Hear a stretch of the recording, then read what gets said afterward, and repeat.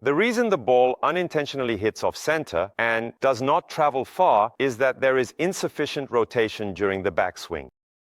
Among golfers, there is probably no one who has not heard the keyword shoulder turn. However, a standard is needed for the shoulder turn, which greatly affects the quality of the strike, namely direction and distance. I will express this as a shoulder turn, and the reference point for the turn is between the ball and the right foot. Perhaps you have heard the expression left wall at least once. The important thing is where the wall we are going to hit is located. That wall refers to the ball. The image of this wall represents the ball. To hit this wall, you must be behind it, in any case. So, it is to move back from the wall to secure more space to hit. Here, you need to make a choice. You should either step back slightly like I just did, or turn like this to go behind the wall. Since you cannot move like this, while making an actual swing, you need to rotate while keeping your feet in place. When you keep your feet in place and turn around behind the wall, two problems arise. One is that you do not go behind the wall at all. Another issue is rotating too much, so that your left shoulder goes beyond your right foot. If the ball is hit off center and does not travel far, it means that the player is not rotating enough, essentially not going behind the wall at all.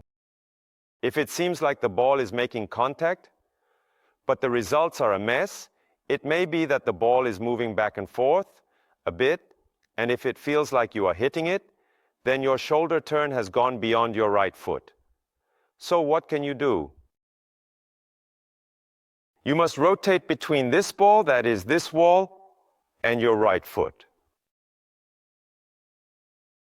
The reason the ball and the right foot serve as the wall we need to hit is that the limit of body balance we must maintain while swinging is the right foot.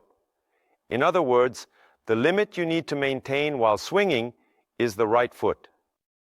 Therefore, if you want to maximize your power when you swing, you should have the feeling of stretching as much as possible between the ball and the right foot before the club starts its motion during the setup.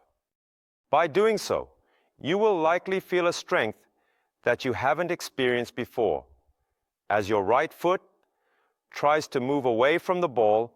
You will feel the power rising from the ground as if it is firmly rooting itself into the earth.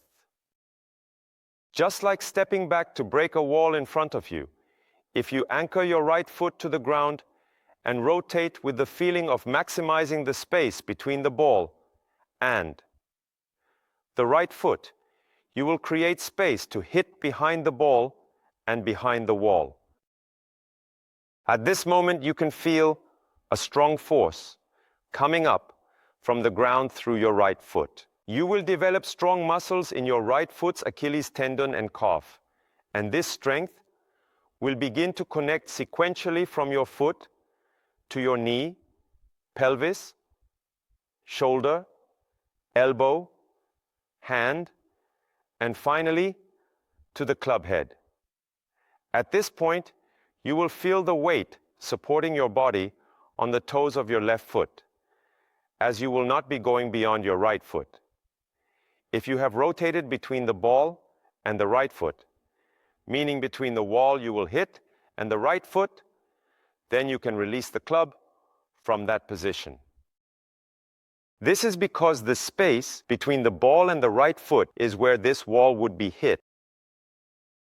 The key is to rotate between the ball and your right foot. If your left shoulder does not reach the ball or goes beyond the right foot, it is difficult to expect a quality strike.